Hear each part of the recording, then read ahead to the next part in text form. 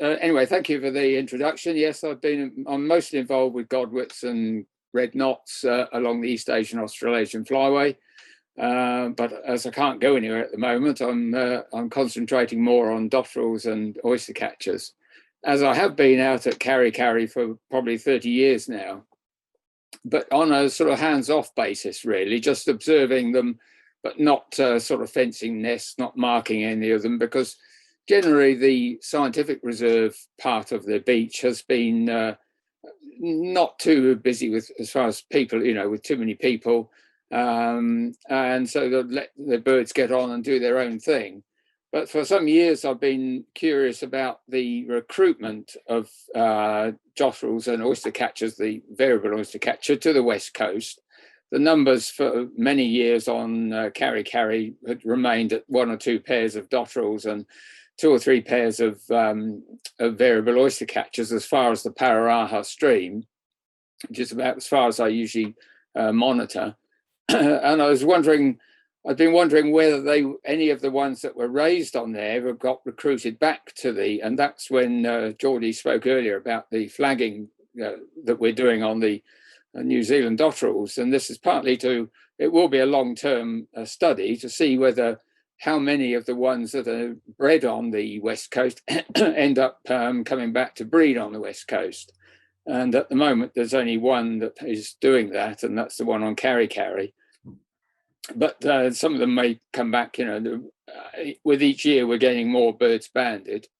With variable oyster catchers, I started trying to band those 5 years ago and have only banded 4 juveniles before they can fly on Karekare Beach. And one of those was killed by a dog the next week, which is unfortunate. It was a week before it could fly. But otherwise, so we're building up some sort of knowledge on there, and that will eventually be something that we can write up.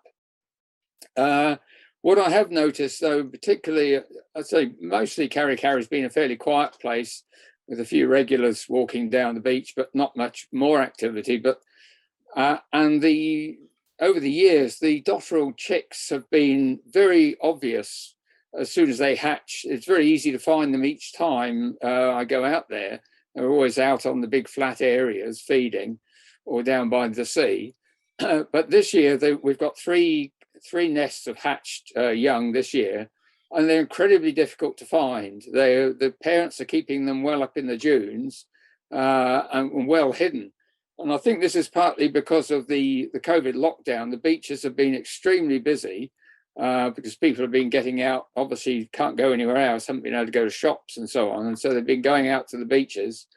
And so there's footprints everywhere now on the Karekare beach, on particularly the reserve part of the beach, which are the most interesting, rather than the main beach from the island to the north and northwards.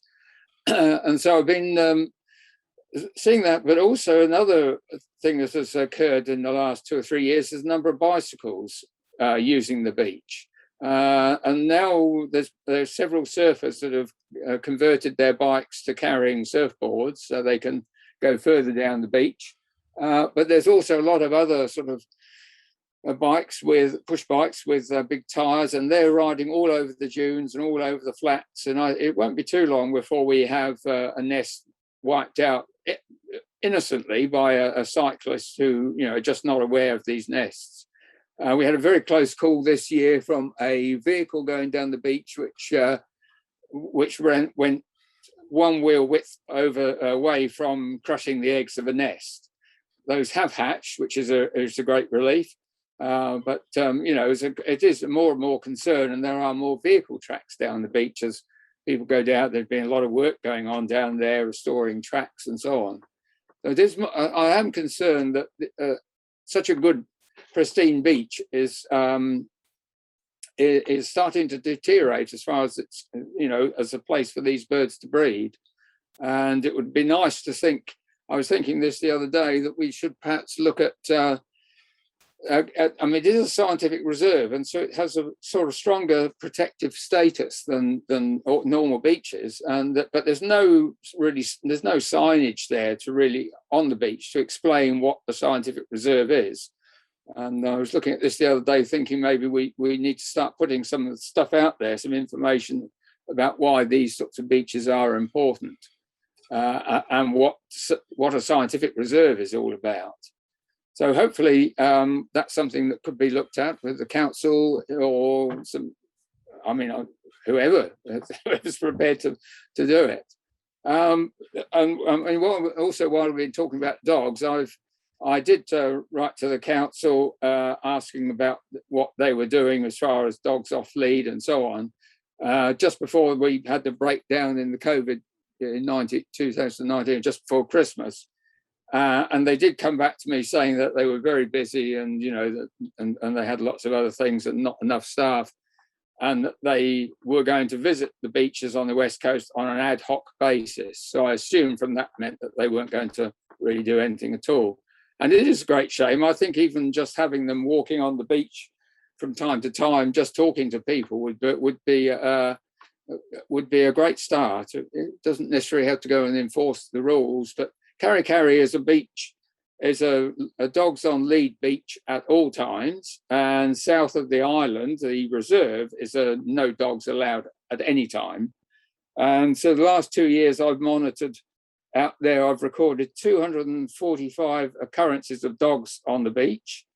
Only 18 of that 245 were on leads, and 28 of them were in the scientific reserve, and some of those are at least 2 kilometers down the beach. So and none of those in the reserve were on leads; they were all off leads. So that's just my take on the dogs. It is a major issue, and we did have one of the variable oyster catchers killed by a dog just a couple of years ago. So I think that's really all I've got to just say about that at the moment.